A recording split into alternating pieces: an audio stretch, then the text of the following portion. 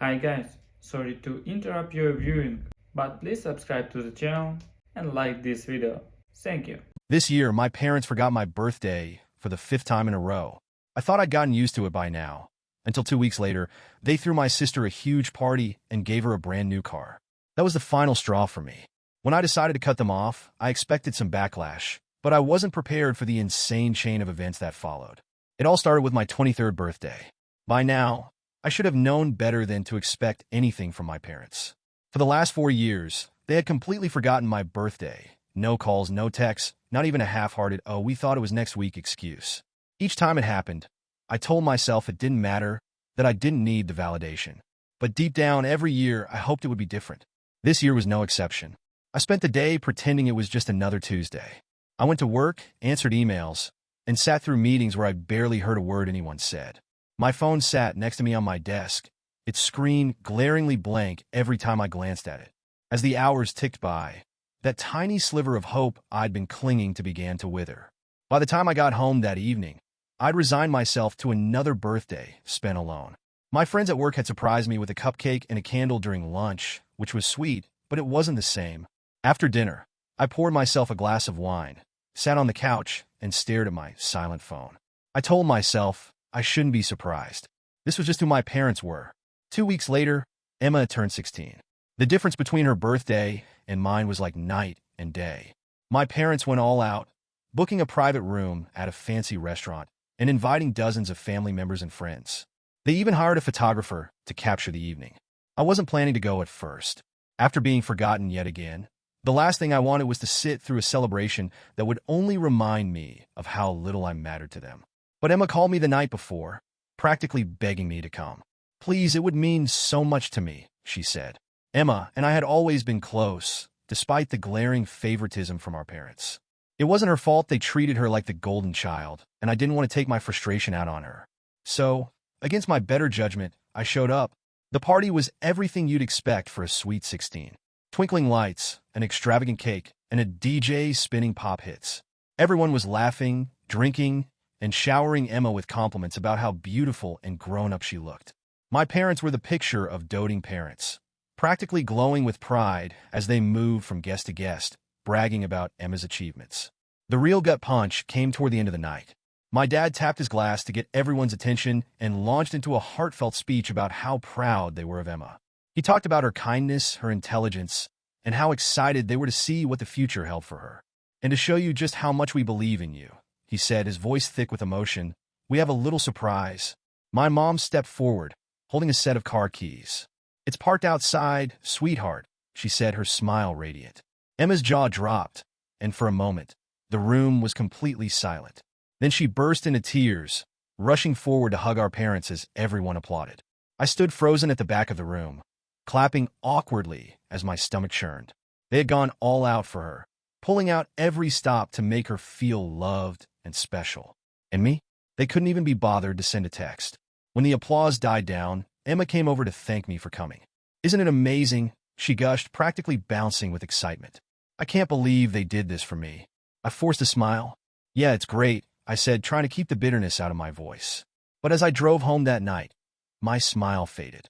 The more I thought about the party, the angrier I got. It wasn't just about the car or the party. It was about what those things represented.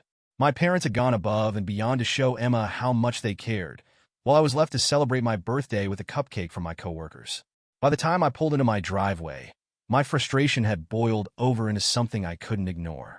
This wasn't the first time they'd treated me like an afterthought, but it was going to be the last.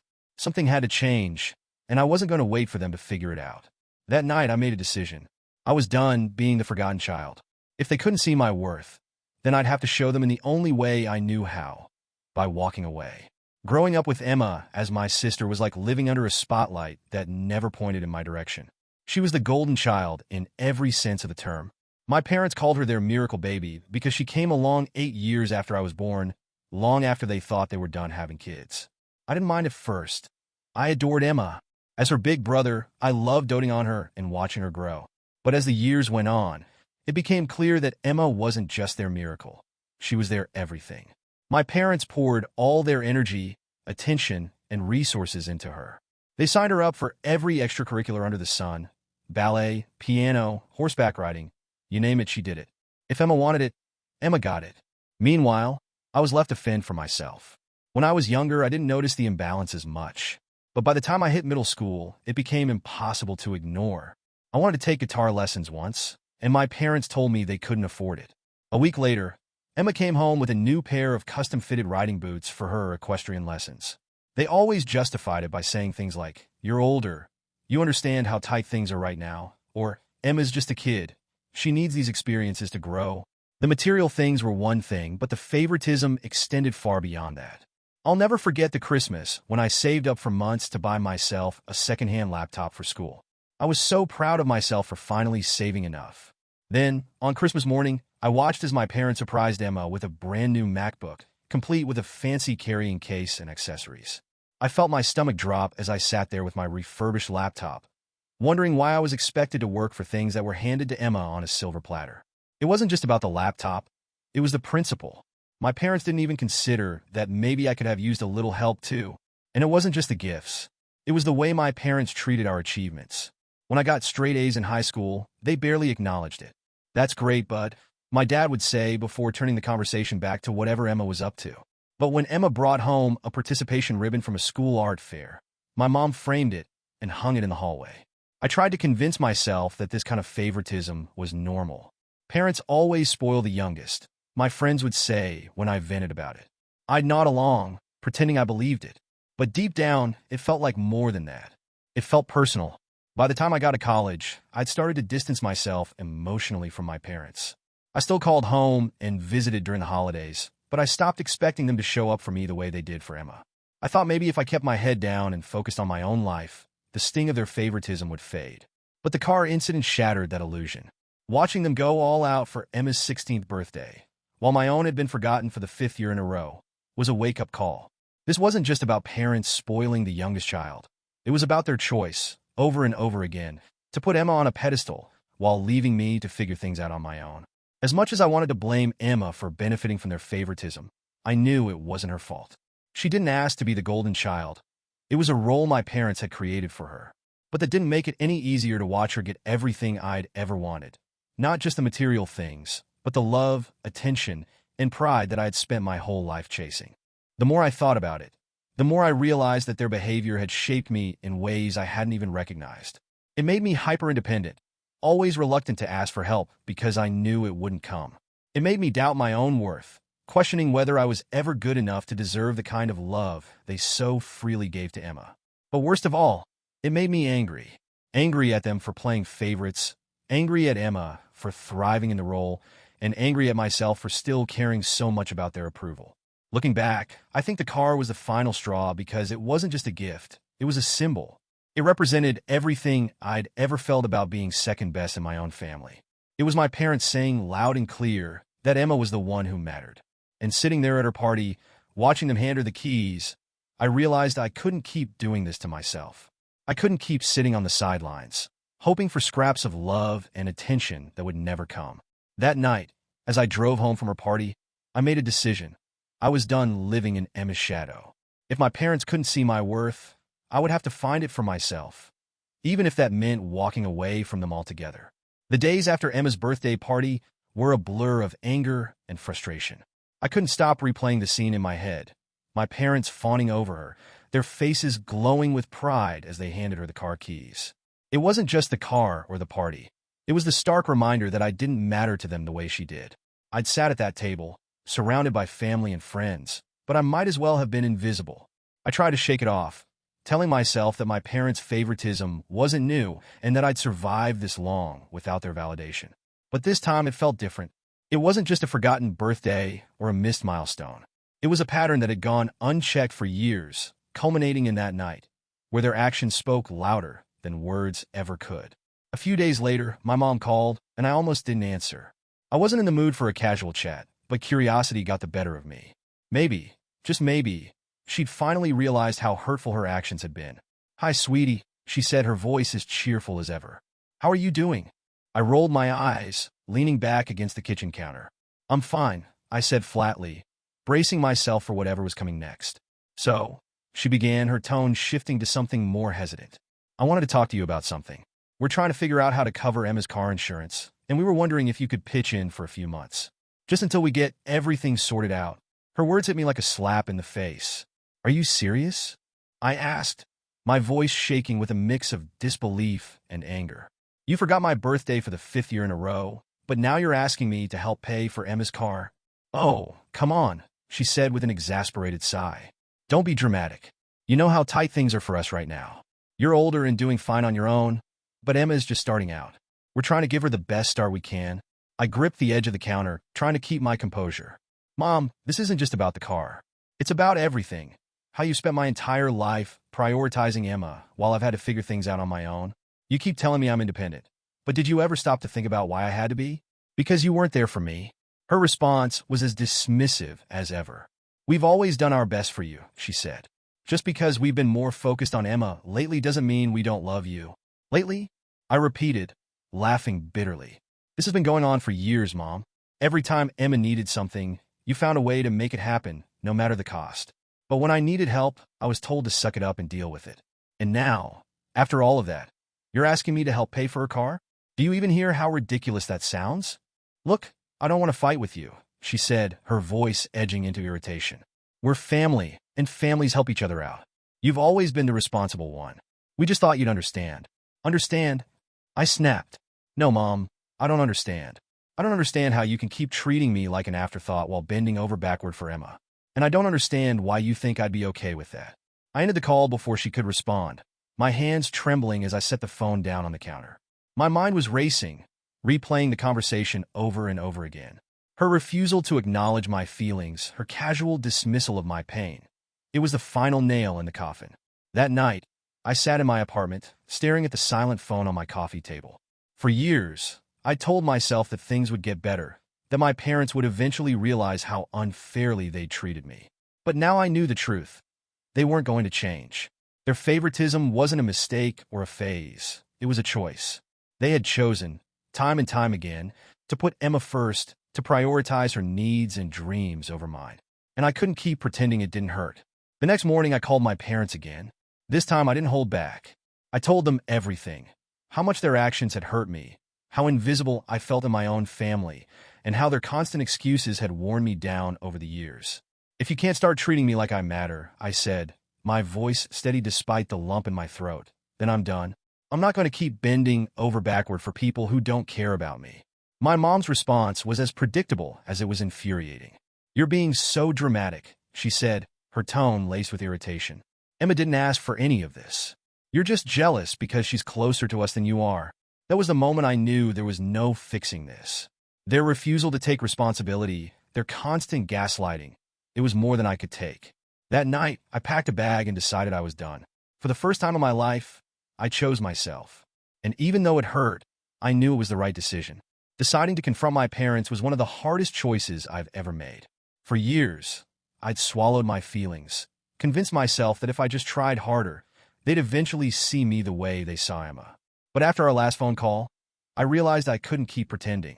I needed to lay it all out, even if it meant burning bridges. I texted them, asking for a family meeting. My mom replied almost immediately with a cheerful, "Of course. We'll see you Sunday." I could tell she thought it was just a casual catch-up. My dad didn't reply, and Emma sent a thumbs-up emoji. None of them knew what was coming. That Sunday, I walked into the living room where so many family gatherings had taken place, feeling like a stranger in my own home.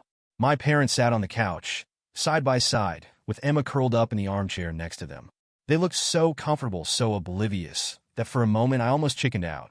But then I remembered how much their actions had hurt me, and my resolve hardened. I sat down across from them, my heart pounding. "Thanks for meeting me," I started, my voice steadier than I expected. "There's something I need to say, and I need you to hear me out." My mom tilted her head, her smile polite but puzzled. "Of course, sweetie. What's going on?" I took a deep breath and launched into it. I told them about the forgotten birthdays, the blatant favoritism, the way they always prioritized Emma while treating me like an afterthought. I didn't hold back, recounting the countless times I'd felt invisible, dismissed, or outright ignored. "When you gave Emma that car," I said, my voice shaking, "it wasn't just about the car. It was the final reminder that no matter what I do, I'll never matter to you as much as she does." The room was silent for a moment, and I thought maybe, just maybe, they'd finally understand.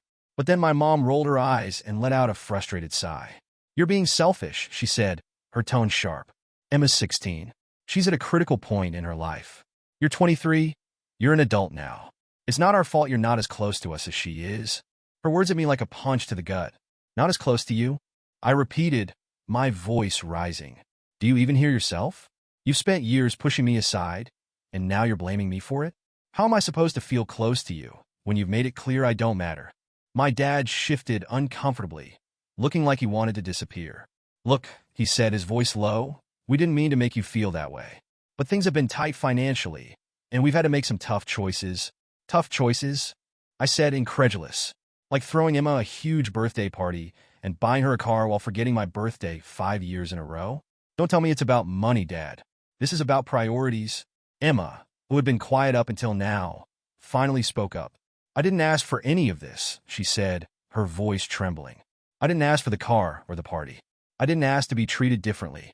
Her words caught me off guard. As much as I wanted to be angry at her, I knew she wasn't the one I was upset with. "I know it's not your fault," I said, my voice softening. "But you have to understand how it feels to be on the other side of this. To watch you get everything I've ever wanted while I'm left to figure things out on my own." Emma looked down, her expression unreadable. My mom, however, was not backing down. "We've always done our best for both of you," she said firmly. "If you can't see that, then maybe you're the one who needs to reevaluate things." Her words sealed the deal for me. I realized in that moment that they weren't going to change. No matter how much I laid out my pain, no matter how clearly I explained their favoritism, they would always find a way to justify it. I stood up, my heart pounding. "If you can't start treating me like a part of this family," I said, my voice steady despite the lump in my throat, "then I'm done. I'm not going to keep bending over backward for people who don't care about me." My mom's face hardened. "You're making a mistake," she said. "Family is family. You don't just walk away from that." "Watch me," I said, grabbing my jacket. That night, I went back to my apartment and started packing.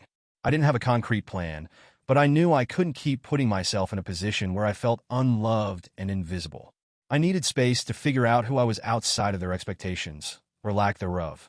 For the first time in my life, I was choosing myself, and even though it felt like my heart was breaking, I knew it was the right thing to do. Going no contact with my parents felt like stepping into uncharted territory. For the first time in my life, I wasn't reaching out, checking in, or trying to bridge the gap they created. I didn't text them or answer their calls. In fact, I blocked their numbers altogether. It wasn't a decision I made lightly, but after years of feeling like an afterthought, I knew I had to prioritize my own mental health. At first, it felt empowering. I finally had control over my boundaries. There were no passive-aggressive comments to brace for, no excuses to explain away. I told myself I was free from the constant cycle of neglect, favoritism, and guilt. But as the days turned into weeks, the silence started to feel less like freedom and more like an open wound. A nagging voice in the back of my mind whispered questions I couldn't silence. Do they even notice you're gone? Do they care? Were you ever important to them in the first place? Emma, on the other hand, didn't stay silent for long. A week after I walked out, she sent me a text. "This is getting ridiculous. Why won't you answer Mom and Dad's calls? They're really upset." I stared at the message for a long time before putting my phone down without replying. A few hours later, another message came through. "Family is forever. You're only hurting yourself by cutting us off." Her words stung more than I wanted to admit. I knew she wasn't entirely wrong. Cutting off my family wasn't easy, and there were moments when it felt like I was hurting myself more than anyone else. But then I'd think about all the years I'd spent chasing their approval, only to be met with indifference. I couldn't go back to that. Not for Emma, not for anyone. My parents, on the other hand, were completely silent. They didn't call, text, or email. Part of me wondered if they even noticed I was gone. Were they giving me space? Or had they already written me off as the dramatic, ungrateful child who wasn't worth the effort? That silence hurt more than anything Emma said. It felt like confirmation of everything I'd feared growing up, that I didn't matter to them as much as Emma did. I told myself their indifference was proof I'd made the right decision, but deep down, it still stung. To cope, I threw myself into work and leaned on the few close friends I confided in. They were supportive, reminding me that I deserved to be treated with respect, even by my family. It's not selfish to prioritize your happiness. My best friend Sarah told me over coffee one afternoon. You're not obligated to keep people in your life if they only bring you pain. Her words were a lifeline. I clung to them every time I felt the urge to unblock my parents' numbers or reply to Emma's guilt-ridden texts. But as the weeks passed, the doubts didn't fully go away. I wondered if I'd overreacted, if there was some way to repair the relationship without sacrificing my own well-being. Maybe I should have given them another chance to explain themselves, to apologize. Maybe I'd been too quick to walk away. One night I almost caved. I sat on my couch, phone in hand, debating whether to call my mom. But then I remembered her dismissive words during our last conversation. "You're being selfish. It's not our fault you're not as close to us as Emma is." The anger and hurt came rushing back, drowning out my doubts. I wasn't the one who needed to apologize or make amends. If my parents wanted me back in their lives, they would have to show me they were willing to change. Until then, the silence would have to be enough. Eventually, I started to find peace in the quiet. Without the constant pressure of trying to please my parents, I had time to focus on myself for the first time in years. I picked up old hobbies I'd abandoned, reconnected with friends I'd lost touch with, and even started seeing a therapist. Therapy was a game changer. It helped me unpack the years of resentment and self-doubt I'd been carrying, giving me the tools to rebuild my confidence and set healthier boundaries. My therapist reminded me that cutting off my parents wasn't a failure. It was an act of self-preservation. By the time the 2-month mark rolled around, I felt stronger than I had in years. The doubts still crept in from time to time, but they no longer consumed me. I wasn't ready to forgive my parents, and I wasn't sure I ever would be. But for the first time, I felt like I was finally living for myself. And that was enough. For now.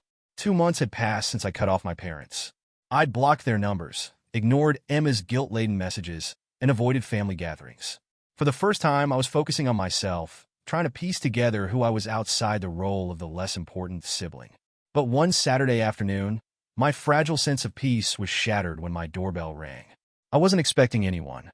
My friends knew I valued my quiet weekends, and I hadn't ordered anything that might require a delivery. When I opened the door and saw my dad standing there, my stomach sank. He looked uncomfortable, like he'd rather be anywhere else. His hands were shoved deep into his pockets, and he avoided eye contact. "Can I come in?" he asked after an awkward silence. I crossed my arms, leaning against the doorframe. "What do you want, Dad?" His eyes flicked up to meet mine, and for the first time in years, I saw a flicker of vulnerability. "We need to talk," he said. Against my better judgment, I let him in. He walked into my small apartment, his eyes darting around like he was seeing it for the first time. I gestured to the couch, and he sat down gingerly, like he wasn't sure he belonged there. He started by apologizing for forgetting my birthday. "We didn't realize how much it hurt you," he said, his voice low. "Things have been hard for us lately, and I guess we just dropped the ball." I stared at him, trying to gauge whether he was being sincere. His words felt hollow, like they'd been rehearsed. "You forgot my birthday 5 years in a row," I said, my tone flat. "This wasn't a one-time mistake, Dad. It's a pattern. And it's not just about my birthday, it's about everything." He sighed heavily, running a hand through his thinning hair. "We never meant to hurt you," he said. "We love you, but sometimes life gets complicated. Emma needed more help, and we thought you'd understand." His words made my blood boil. "Understand?" I repeated, my voice rising. "What exactly am I supposed to understand, Dad? That you prioritized Emma's needs over mine for years? That you made me feel like I wasn't important? That you forgot my birthday, but managed to throw her a huge party and buy her a car? Emma's situation is different," he said, his tone defensive. "She's younger, more vulnerable. You've always been independent, strong. We thought you didn't need as much from us." I couldn't believe what I was hearing. "So, because I didn't need you, you decided I wasn't worth the effort?" I said, my voice shaking. "Do you have any idea how hard it's been to figure everything out on my own? How much it hurt to watch you pour everything into Emma while I had to fend for myself?" He looked down, avoiding my gaze. "We were just trying to do what was best for both of you," he mumbled. "No, Dad," I said, my anger giving way to exhaustion. "You were trying to do what was best for Emma. You didn't even think about me." The room fell silent. For a moment, I thought he might finally acknowledge what I'd been saying, but instead, he doubled down. "We made sacrifices for Emma because we wanted to give her a chance to succeed," he said. "It wasn't about playing favorites. It was about doing what we thought was right." "And what about me?" I asked, my voice breaking. "Did I not deserve the same? Or were you so busy taking care of Emma that you forgot I existed?" He finally looked up, his expression pained. "You've always been capable, stronger than you realize. We thought you'd be fine without us hovering over you." I let out a bitter laugh. "Well, You got your wish, I said. I figured it out on my own. But don't sit there and act like that was some grand plan. You didn't help me because you didn't think I needed it, and now you're trying to rewrite history to make yourself feel better. My dad opened his mouth to respond, but I held up a hand to stop him. I don't need more excuses, Dad, I said. I've spent my entire life hearing them. What I needed was for you to show up, to treat me like I mattered. But you didn't. And now you're here, trying to smooth things over, so you can go back to pretending everything's fine. That's not why I'm here, he said, but his tone lacked conviction. Isn't it? I said, standing up. You didn't come here because you care about how I feel. You came here because you want me to fall back in line, to go back to being the dutiful son who doesn't complain when he's left out. Well, I'm done, Dad. If you and Mom want me back in your lives, you're going to have to prove you're willing to change. Until then, I'm not interested. My dad stared at me, his face a mix of guilt and frustration. We don't want to lose you, he said quietly. Then maybe you should have thought about that before, I replied. The silence that followed was deafening. Finally, my dad stood up, his shoulders slumping. I hope you'll give us another chance, he said. We'll figure this out. I didn't respond as he walked to the door. When it clicked shut behind him, I sank onto the couch, my chest tight. The conversation had been draining, but it had also solidified something for me. I wasn't the problem. If my parents wanted to be part of my life, they would have to meet me halfway. Until then, I wasn't going to let their guilt trips or justifications pull me back into a relationship that left me feeling invisible. For the first time in years, I felt a sense of clarity. I wasn't done healing, but I was finally moving in the right direction. After my dad left, I sat in silence for what felt like hours, replaying our conversation over and over in my mind. Something about it didn't sit right. His apology had felt forced, like it was more about easing his own guilt than addressing the hurt they'd caused me. But it was more than that. Why now? Why, after years of neglect, were they suddenly trying to patch things up? The timing felt too convenient. My dad had seemed desperate, almost panicked, like there was something more going on beneath the surface. I couldn't shake the feeling that their sudden interest in making amends wasn't about me. It was about something else entirely. That night, I decided to dig deeper. I pulled out the box of old family documents I'd stashed away when I moved into my apartment. Inside were years of papers, birth certificates, tax returns, insurance forms. I wasn't sure what I was looking for, but I figured if there was something they were hiding, it might be buried in this mess. After an hour of sifting through the papers, I found it, a bank statement in my parents' name. At first glance, it seemed ordinary, but one line item caught my eye, a large payment marked Emma's tuition. My heart sank as I stared at the amount. It wasn't just a few $100s. It was thousands. I felt a wave of confusion and anger. Emma had always told me she was on a full-ride scholarship. She'd bragged about it at family dinners, telling anyone who would listen how her hard work had paid off. So, why were my parents making massive payments for her education? I couldn't let it go. I grabbed my phone and texted Emma, "We need to talk. Now." She called me within minutes, her voice wary. "What's going on?" "I found something interesting while going through old documents," I said, keeping my tone steady. "A bank statement showing a payment for your tuition. Care to explain?" There was a long pause. When Emma finally spoke, her voice was defensive. "That's not what you think." "Then what is it?" I pressed. "Because as far as I know, you've been telling everyone you're on a full-ride scholarship. So why are Mom and Dad paying thousands of dollars for your school?" Her sigh crackled through the phone, filled with frustration and guilt. "Okay, fine," she admitted. "The scholarship, it wasn't real. Mom and Dad made it up because they didn't want people to know they were covering my tuition. They've been taking out loans to pay for everything." Her words hit me like a freight train. For years, my parents had cried poor whenever I asked for help, insisting they couldn't afford to support me. And all that time, they've been secretly funneling money into Emma's education, even going into debt to do it. Why would they lie about it? I asked, my voice trembling with a mix of anger and disbelief. "They didn't want you to feel bad," Emma said softly. "And they didn't want me to feel guilty. They wanted to make sure I had every opportunity." I couldn't believe what I was hearing. "So they lied to protect your feelings," I said bitterly. "Meanwhile, they left me to fend for myself, telling me to figure it out every time I needed help. Do you have any idea how messed up that is?" Emma didn't respond right away. When she finally spoke, her voice was barely above a whisper. "I didn't ask them to do it," she said. "I didn't want them to take out loans. They insisted. They wanted to make sure I didn't have to struggle." Her words stung more than I wanted to admit. I couldn't blame Emma for our parents' choices, but that didn't make it hurt any less. "Do you even realize how unfair this is?" I asked. They've spent years prioritizing you, making sacrifices for you, while treating me like I don't exist. And now they're drowning in debt because of it. I didn't know it was this bad, she said quietly. They never told me about the loans. Of course they didn't, I said, my anger bubbling over. They've been lying to everyone, including you. But you still benefited from it, Emma. You've gotten everything handed to you while I've had to work for every scrap. Do you even understand what that feels like? I'm sorry, she said, her voice trembling. I really am. I never wanted things to be this way. Her apology was genuine, but it didn't erase the years of pain and resentment I'd been carrying. It's not your fault, I said finally, my voice softening. But that doesn't make it okay. Mom and Dad made their choices, and now they're paying the price for them. I can't be part of this anymore. Emma sighed. I get it. I really do. I just hope you'll give them a chance to fix things. I didn't respond. I wasn't ready to forgive them, and I wasn't sure I ever would be. For now, all I knew was that I needed space to process everything I'd learned. As I hung up the phone, I stared at the bank statement in front of me, the numbers blurring together. The truth had finally come out, but instead of bringing closure, it had only deepened the divide between me and my family. For the first time, I realized just how far apart we drifted, and how much work it would take to bridge the gap, if that was even possible. I didn't ask them to do it, Emma repeated, her voice trembling over the phone. I never asked for any of it. Her words hung in the air, heavy with guilt and frustration.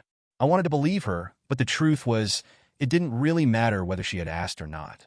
My parents had made their choice, a choice to sacrifice everything for her while leaving me to fend for myself. Do you even hear how that sounds? I said, trying to keep my voice steady. They wanted to make sure you had every opportunity. What about me, Emma? Didn't I deserve the same? Or was I just supposed to figure it out because I was independent? Emma sighed, the weight of my words settling over her. I don't know what to say, she admitted. They always told me you were strong, that you didn't need the extra help. I didn't realize how much they were putting on you. I let out a bitter laugh. You didn't realize because you didn't have to. You were busy getting everything handed to you while I worked 2 part-time jobs to pay for school. And now I find out they're drowning in debt because of it. They never told me about the loans, she said softly. I thought they had it under control. Well, they didn't, I snapped. And now they're trying to drag me into it, asking me to pitch in for your car insurance while they're paying off your tuition.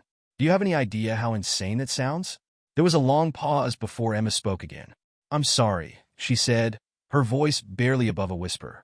I know that doesn't fix anything, but I didn't see how unfair it was until now. Her apology caught me off guard.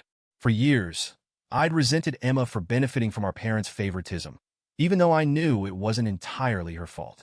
Hearing her acknowledge it, even just a little, was more than I'd ever expected. It's not your fault, I said after a moment, my tone softening. But that doesn't change the fact that Mom and Dad screwed up.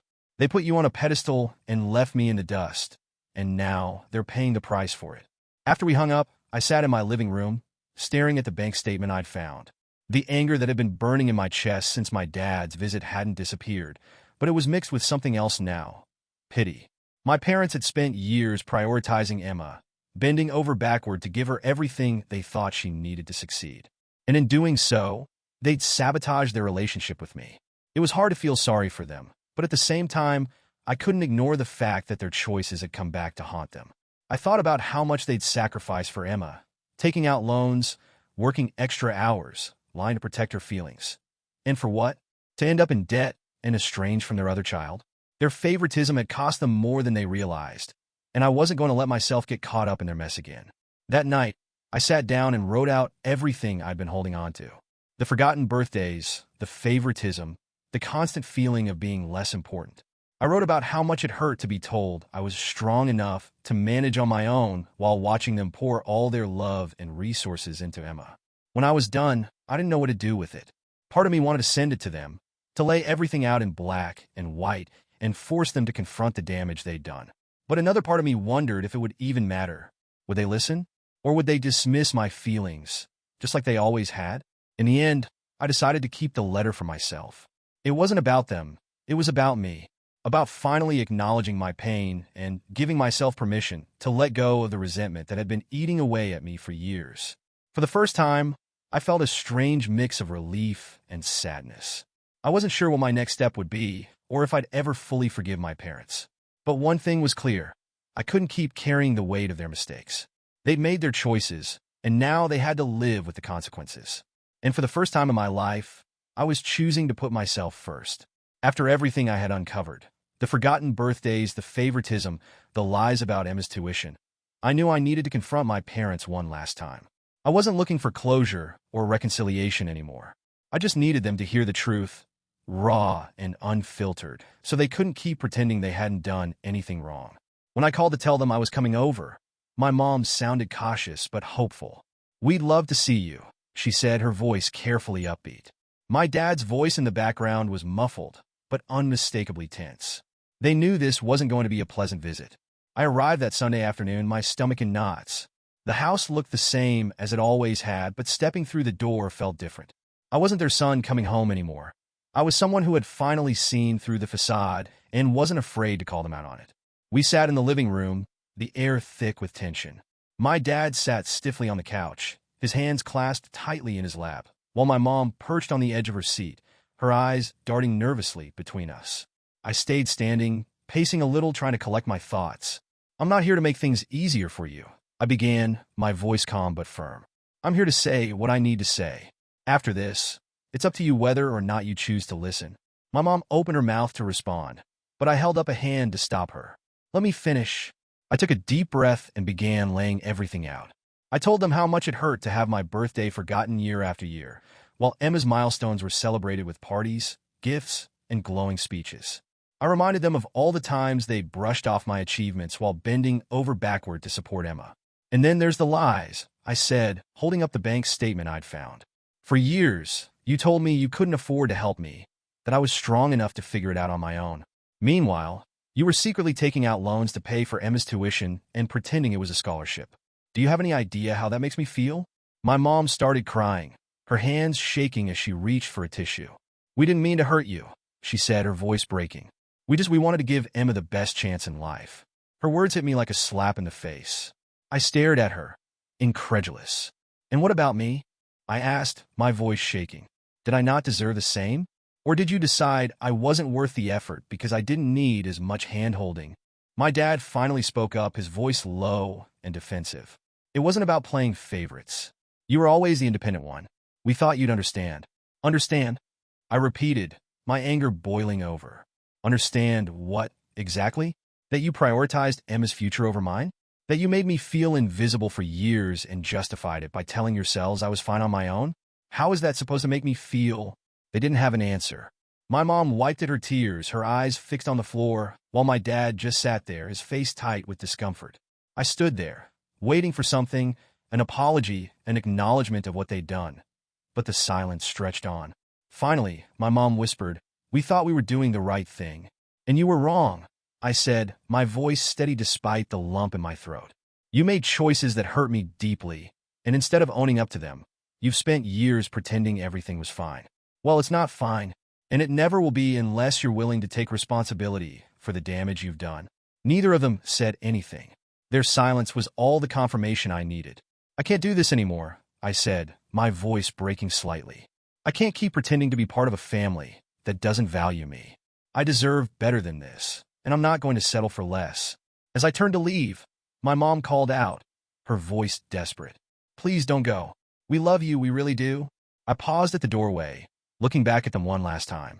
"If you really loved me," I said quietly, "you would have shown it." And with that, I walked out of their house and out of their lives. The drive home was a blur. My chest felt tight and tears stung my eyes, but there was also a strange sense of relief. For years, I had carried the weight of their favoritism and neglect, hoping that one day they'd see me for who I was. Now I finally understood that their approval wasn't something I needed to chase anymore. That night, as I sat in my apartment, the silence felt different. It wasn't empty or suffocating, it was peaceful. For the first time, I felt like I was free. It's hard to believe it's been a year since I walked out of my parents' house for the last time. At first, I wasn't sure if I'd made the right decision. Cutting off family, even when it feels necessary, leaves a strange void that's hard to explain. There were moments when I questioned myself, wondering if I'd overreacted or if I'd regret my choice. But over time, those doubts began to fade, replaced by a sense of peace I hadn't felt in years. Therapy was my first step toward healing. Talking to someone who could help me untangle the mess of emotions, anger, sadness, betrayal, was more freeing than I could have imagined. My therapist helped me see how much my parents' treatment had shaped me, not just in the obvious ways, but in how I approached every aspect of my life. I'd spent so much time trying to prove my worth to them that I'd forgotten how to value myself. Week by week, session by session, I started to let go of the resentment. Not because I forgave them, but because I didn't want to carry their mistakes with me anymore. Their inability to see my worth wasn't a reflection of who I was. It was a reflection of their own flaws. One of the most unexpected parts of moving on was reconnecting with friends. For years, I'd isolated myself, convinced that no one would understand what I was going through. But when I finally opened up, I was met with nothing but kindness and support. Sarah, my best friend since high school, became my rock during those first few months. She'd always been there for me, but I hadn't let her in for a long time.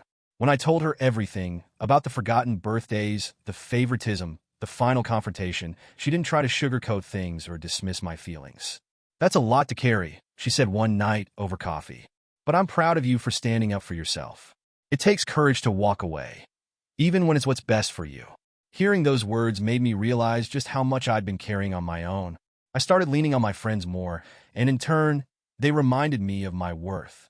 Slowly but surely, I began to rebuild the confidence my parents had chipped away at for years. Work was another area of my life that changed for the better. I left my old job, which had felt like a dead end, and found a new position at a company that genuinely valued its employees. My new boss was supportive, my co-workers were kind, and for the first time, I felt like my contributions mattered. A few months into the job, my manager called me into her office. I was nervous at first, thinking I'd done something wrong, but she smiled warmly as she handed me a small bonus. "You've been doing incredible work," she said. "I just wanted to let you know how much we appreciate you." Those words hit me harder than I expected. I wasn't used to being appreciated. Not at work, not at home, not anywhere. But in that moment, I realized I was finally in a place where I was seen and valued for who I was. Emma and I have started to rebuild our relationship, though it's been a slow process. She reached out a few months after I cut off our parents, apologizing again for her role in everything. "I know I can't undo the past," she said, "but I want to try to be a better sister." Her words felt genuine, and I could tell she was trying. We started talking more often, meeting for lunch every few weeks. It's not perfect, and there's still a lot of hurt to work through, but I can see she's making an effort. As for my parents, I haven't heard from them since that final confrontation. At first, their silence stung, but now I see it as a blessing. They've made their choices, and so have I. I'm not angry anymore. I've let go of that, but I also don't feel the need to let them back into my life. For the first time in years, I feel free. Free from the weight of their expectations, their favoritism, and their neglect. Free to build a life that's entirely my own. I've started picking up hobbies I abandoned years ago, like painting and hiking. I've made new friends, taken spontaneous road trips, and even started dating again. Every day feels like a step toward the life I've always wanted. A life where I'm happy, fulfilled, and loved for who I am, not for what I can do for others. Looking back, walking away from my parents was one of the hardest decisions I've ever made, but it was also the best. It forced me to confront my own worth and realize that I didn't need their validation to be whole. Now, when I think about the future, I don't feel weighed down by resentment or regret. I feel hopeful, excited, and free. And for the first time in a long time, I can honestly say, I'm happy.